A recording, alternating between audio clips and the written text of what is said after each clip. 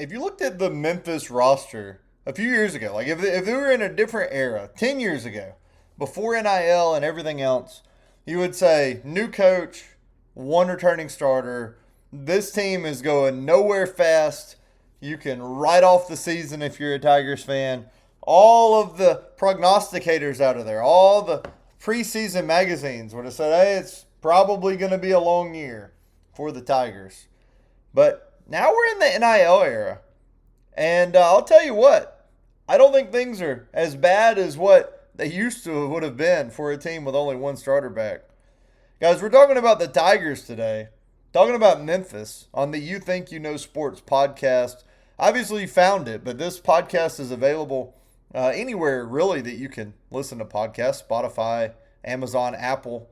If you find a place and you'd like it to be there, let me know. I can probably get it on there. And listen, this page, this podcast really started because of a TikTok page. It's got over 10,000 followers. It's You Think You Know Sports. You can find out a lot more about me and about all the teams I'm previewing on the podcast on youthinkyouKnowSports.com. Pretty much on every social media. TikTok, obviously the biggest, still growing the others. So let's talk about Memphis. Let's hop into it. Charles Huff is the new head coach. He comes over from Southern Miss. We've talked a lot about Charles Huff on my show, which is every day 11 a.m. Central, noon Eastern. Because Huff was at Marshall, came over to Southern Miss. I called Southern Miss Marshall Jr. last year a lot because he brought over so many guys. Southern Miss was 7-5. And now he's the head coach at Memphis. Memphis was 8-5 last year, 4-4 in the American. It looked like for a while this team might end up going to the college football playoff. Kind of lost, its forward momentum at the end of the year. Ended up not going to the playoff, obviously, with that 8-win season. Huff was 32-20 at Marshall. He's 39-25 overall as a head coach, and he's got his work cut out for him. But listen, he did it at Marshall. He started it at Southern Miss and got them into, a winning season, and now he's at his best program yet as far as winning over the years in Memphis. Memphis has not had a losing season since 2013. They only returned Parker Mitchell, the offensive lineman, on offense. That's it. Only got back. The quarterback situation, they have got two guys who have very different college backgrounds. What I mean by that is Marcus Stokes and Aaron Noland have taken different journeys, very different journeys, to get to Memphis. Marcus Stokes was at the University of West Florida, not too far from me in the Florida Panhandle. And that's a program on the rise. They're moving up levels in the NCAA. He had a really good year. He's the Gulf Coast Conference Offensive Player of the Year, threw for over 3,000 yards, 30 touchdowns. He also ran it 82 times for 10 touchdowns last year. Aaron Noland at South Carolina started at Ohio State. Then he went to the Gamecocks. Hasn't really played, He was 2 of 3, 13 yards for South Carolina last year. So did not play a whole lot. Stokes is a former 4-star prospect, by the way.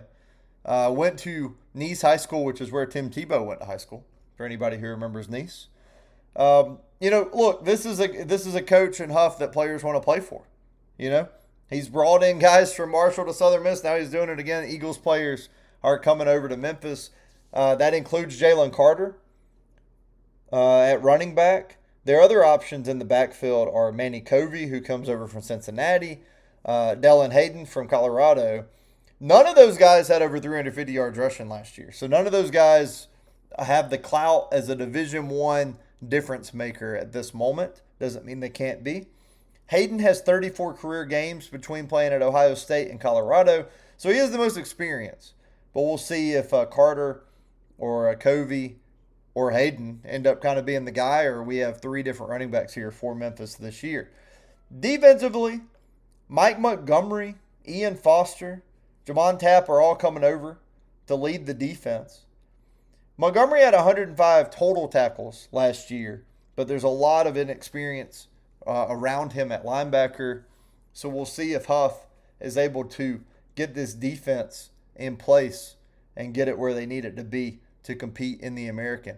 I've already seen, Athlon Sports has Memphis picked to finish second in the American.